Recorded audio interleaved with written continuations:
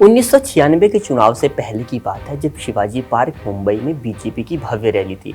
68 साल के आडवाणी पार्टी के अध्यक्ष थे। आडवाणी ने राम मंदिर आंदोलन का बीड़ा उठाकर पार्टी को एक नई दिशा और ऊर्जा देने का काम किया था।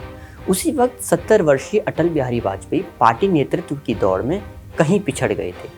वाजपेयी पार्टी का कामकाज तो देख रहे थे, लेकिन जब भी प्रधानमंत्री पद के उम्मीदवार बनने की बात आती तो वाजपेयी का नाम दूर दूर तक नहीं होता था। मुंबई के शिवाजी पार्क में उस रोज आडवाणी ने अटल बिहारी वाजपेयी के नाम का ऐलान पीएम उम्मीदवार के तौर पर किया तो वहां मौजूद लोगों को भरोसा नहीं हुआ। नमस्ते, आज का सियासी किस्सा अटल बिहारी वाजपेयी और लाल कृष्ण आडवाणी के बीच का। अपने नाम का यूं ऐलान सुन अटल को भी विश्वास नहीं हो रहा था, इसलिए अटल आडवाणी से पूछते हैं, आडवाणी जी, इतना बड़ा फैसला लेने से पहले आपने मुझसे एक बार पूछना जरूरी क्यों नहीं समझा?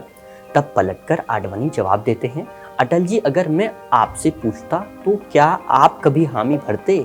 आडवाणी और अटल के संबंधों पर विनय सीतापति अपनी किताब जुगलबंदी में लिखते हैं, उस समय बीजेपी के महासचिव गोविंदाचार्य ने उन्हें बताया था कि इस घोषणा के बाद उन्होंने आडवाणी से सवाल किया था, आप संघ से पूछे बिना इतनी महत्वपूर्ण घोषणा कैसे कर सकते हैं?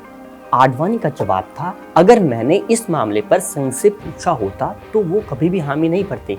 यहाँ तक कि अयोध्या राम मंदिर आंदोलन पर कदम से कदम मिलाकर चलने वाली विश्व हिंदू परिषद को भी इस बात की हवा नहीं थी। हिंदू परिषद के नेता अशोक सिंघल बताते हैं, उन्हें भी नहीं पता था कि प्रधानमंत्री की उम्मीदवारी के लिए आडवाणी अटल के नाम का ऐलान करने वाले हैं। आडवाणी अपनी आत्मकथा माई कंट्री माई लाइफ में लिखते हैं, मैंने जो भी किया किसी को भी उसे बलिदान नहीं कहना चाहिए।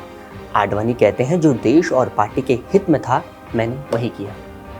विनय सीतापति आडवाणी के इस फैसले पर अपनी राय देते हुए कहते हैं, आडवाणी चाहते तो प्रधानमंत्री उम्मीदवार बन सकते थे भाजपा की तरफ से, लेकिन वो दूसरी बात है कि कोई भी अलायंस उनके साथ नहीं जाता, क्योंकि आडवाणी एक कट्टरवादी मुखौटा थे। आडवाणी की ये सोच रही होगी कि पार्टी को आगे ले जाने के लिए एक उदारवादी चेहरे की जरूरत है। सीतापति कहते हैं, सत्ता में आने के लिए फैसले तो लेने होते हैं। नवंबर 1995 में बेशक पीएम उम्मीदवारी के लिए नाम वाजपेयी का घोषित हुआ हो, लेकिन ये बात भी उतनी ही सच है कि सत्ता तक पहुंचने के लिए आडवाणी की जरूरत भी महत्वपूर्ण थी।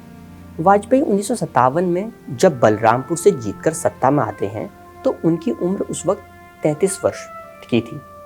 आडवाणी को नवनिर्वाचित वाजपेयी की मदद करने के लिए दिल्ली लाना हुआ। 1970 तक आते आते वाजपेयी और अटल के संबंध बहुत अच्छे हो चुके थे। लोग बताते हैं, दोनों फिल्म देखने के बाद गोलगप्पे खाने के बड़े शौकीन थे। दोनों के बीच पहली बार दरार आती है अयोध्या आंदोलन के समय। विनय सीतापति जुगलबंदी किताब में लिखते हैं, जैसे ही अयोध्या यात्रा शुरू हुई, इंटेलिजेंस के कुछ अधिकारियों ने दिल्ली में वाजपेयी से मिलकर उन्हें भारत के कई हिस्सों में हिंदू मुस्लिम हिंसा के टेप दिखाए। वाजपेयी ने आडवाणी को तुरंत फोन किया और कहा, आप रथ यात्रा रोक दें। अटल ने उस रोज कहा, आप शेर की सवारी कर रहे हैं, लेकिन आडवाणी कहाँ मानने वाले थे। रथ यात्रा जारी रही। किताब हार नहीं मानूंगा में विजय त्रिवेदी जिक्र करते हैं, वाजपेयी का ये मानना था कि वीपी सिंह की सरकार नहीं गिरनी चाहिए, लेकिन वाजपेयी की आवाज सुनता कौन?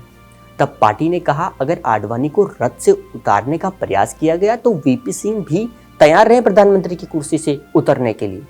यहाँ वाजपेयी को लगने लगता है वो पार्टी में अलग थलग पड़ रहे हैं। तब वो 5 दिसंबर को लखनऊ जाकर आंदोलन के समर्थन में एक जोरदार भाषण देते हैं।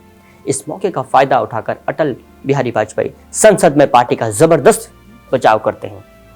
विनय सीतापति के मुताबिक अटल हमेशा मानते थे, धर्म और राजनीति का मेलजोल कभी नहीं होना चाहिए। वाजपेयी और आडवाणी में एक तरह की सहमति थी। आडवाणी संगठन के काम को देखते तो वाजपेयी सरकार चलाने की जिम्मेदारी संभालते। जब वाजपेयी को संगठन में मौजूद लोगों से चुनौती मिली, तब आडवाणी अटल के साथ खड़े दिखे। विनय बताते हैं, दोनों नेताओं के तौर तरीके और सोचने की वजह से मनभेद भी होते हैं, लेकिन कभी भी इससे अलगाव का जन्म नहीं हुआ। इसको ऐसे समझें कि जैसे शादीशुदा जोड़े में नोकझोंक तो होती है, लेकिन उसकी वजह से डिवोर्स नहीं हो जाता एकदम से। सियासी किस्से के सीजन 2 एपिसोड में आगे आप अपनी पसंद के किस नेता का किस्सा सुनना चाहते हैं, कमेंट में बताइएगा। फिर मिलेंगे। नमस्ते।